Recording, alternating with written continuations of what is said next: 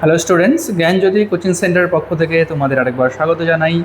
আমি রাজীব স্যার এবং আজকে আমরা আলোচনা করব সিবিপিবিইউ ইউনিভার্সিটির আন্ডারে তোমরা যারা পলিটিক্যাল সায়েন্স নিয়ে 6th সেমিস্টারের জন্য পড়াশোনা করছো তাদের আজকে মেজর পেপার 11-এর যে টপিকটা আমরা নিয়ে এসেছি সেটা হলো রাষ্ট্রের ধারণা বা রাষ্ট্রের ধারণার সংজ্ঞা এবং রাষ্ট্রের যে বিভিন্ন উপাদানগুলো আছে, তো এগুলো নিয়ে আজকে আমরা আলোচনা করব। ঠিক আছে, তো ভিডিওটি শুরু করার আগে তোমরা যারা আমাদের চ্যানেলে প্রথম এসেছো বা এখনও আমাদের চ্যানেলটিকে সাবস্ক্রাইব করোনি তারা অবশ্যই চ্যানেলটিকে সাবস্ক্রাইব করো এবং পাশে থাকা যে বেল আইকনটি রয়েছে সেটাকে ক্লিক করে দিও, যাতে আমাদের পরবর্তী ভিডিও নোটিফিকেশান তোমরা খুব সহজেই পেয়ে যেতে পারো।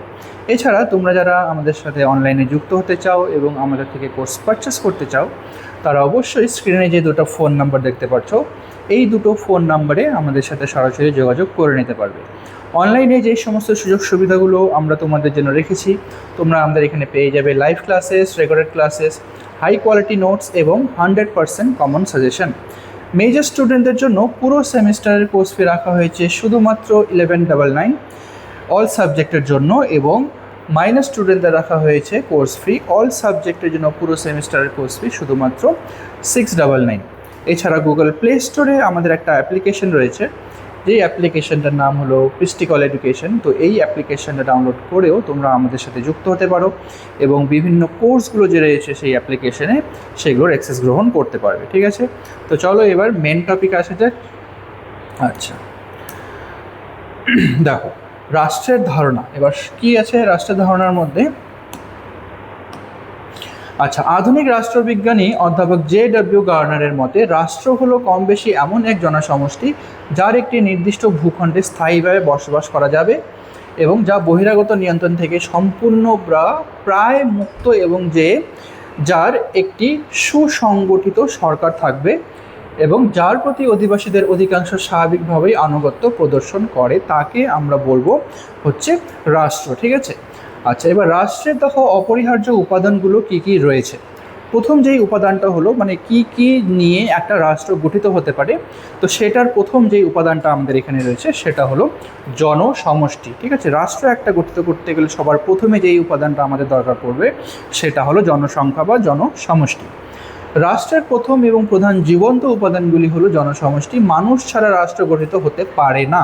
ঠিক আছে, মানুষ যদি না থাকে তাহলে কখনোই কিন্তু সেটা রাষ্ট্র হিসেবে বিবেচিত হবে না। ঠিক আছে, তবে একটি রাষ্ট্রের জনসংখ্যা কত হবে সেই বিষয়ে কোনো নির্দিষ্ট কোনো নিয়ম নেই। রাষ্ট্রের জনসংখ্যা যে একটা লিমিটেড থাকতেই হবে এরকম কিন্তু কোনো নিয়ম নেই, যত বেশি বা যত কম সেটা থাকতে পারে।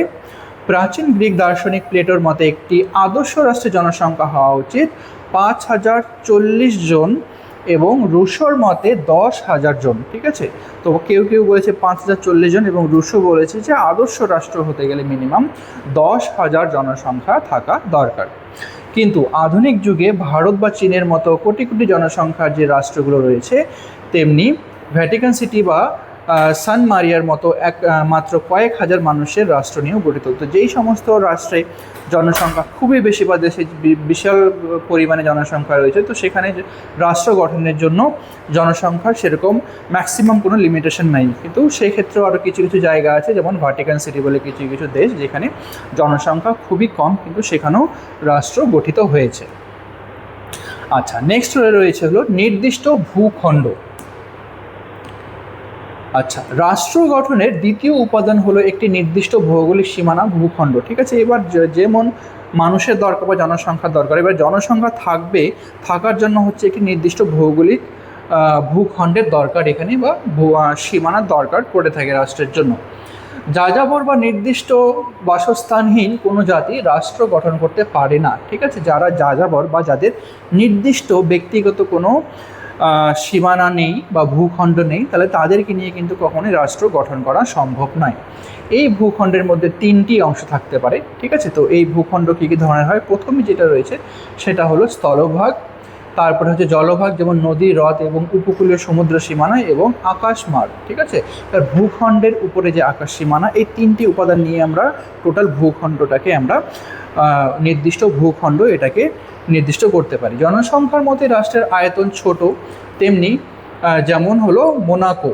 ঠিক আছে, এটা হলো জনসংখ্যার মতো ভূখণ্ড ছোট আয়তন নিয়ে যে সৃষ্টি হয়েছে যে রাষ্ট্র, সেখানে এবং বা বিশাল যেমন রাশিয়া বা ভারত হতে পারে। ঠিক আছে, তো ছোট জায়গা বিশিষ্ট রাষ্ট্র হতে পারে, বা ভারত বা রাশিয়ার মতো বিশাল পরিমাণে যেখানে ভূখণ্ড নিয়ে রাষ্ট্র গঠিত হয়েছে সেটাও হতে পারে। তো এখানে ভূমিরও কিন্তু কোনো নির্দিষ্ট সময় সীমানা নেই যে এতটাই এরিয়া মিলে থাকতে হবে। নেক্সট রয়েছে যেটা উপাদান, সেটা হলো সরকার। এবার দেখো কী আছে, সরকার হলো রাষ্ট্রের মূর্ত প্রতীক বা কার্যনির্বাহী সংস্থা। একটি নির্দিষ্ট রাষ্ট্রকে সঠিকভাবে কার্য পরিচালনা করার জন্য কিন্তু সরকার যে উপাদানটা আছে এটা খুবই গুরুত্বপূর্ণ। রাষ্ট্র যদি একটি বিমূর্ত ধারণা হয় তবে সরকার হলো তার বাস্তব রূপ। ঠিক আছে, সরকারই কিন্তু রাষ্ট্রকে তার বাস্তব রূপ প্রদান করতে সাহায্য করে থাকে।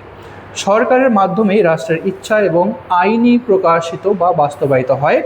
সরকার গণতান্ত্রিক হতে পারে, আবার একনায়কতান্ত্রিকও হতে পারে। ঠিক আছে, দুটোই হতে পারে। গণতান্ত্রিক যে এখানে রাষ্ট্রের প্রকৃতি গণতান্ত্রিক, সেখানে গণতান্ত্রিক সরকার গঠিত হয়, বা একনায়কতান্ত্রিকও হতে পারে, কিন্তু শাসন পরিচালনার জন্য একটি সুসংগঠিত সরকার বা কাঠামো থাকা বাধ্যতামূলক। ঠিক আছে, সেটা গণতান্ত্রিক রাষ্ট্র হতে পারে বা একনায়কতান্ত্রিক রাষ্ট্র হতে পারে, কিন্তু রাষ্ট্র পরিচালনা করার জন্য সরকারের গণতান্ত্রিক বা একনায়কতান্ত্রিক দুটোর মধ্যে যে কোনো একটা হতেই পারে, কিন্তু সেটা খুবই অপরিহার্য। ঠিক আছে, আবার নেক্সট যেটা হলো সার্বভৌমত্ব। আচ্ছা, সার্বভৌমত্ব হলো রাষ্ট্রের সবচেয়ে গুরুত্বপূর্ণ এবং প্রণাদীয় উপাদান। এই একটি রাষ্ট্রের অন্য যে কোনো মানবিক সংগঠন যেমন ক্লাব, সমিতি বা পরিবার থেকে আলাদা করে। ঠিক আছে, এবার রাষ্ট্রের মধ্যে যে সার্বভৌমত্ব যে উপাদানটি আছে এটা কিন্তু খুবই গুরুত্বপূর্ণ একটি বিষয়।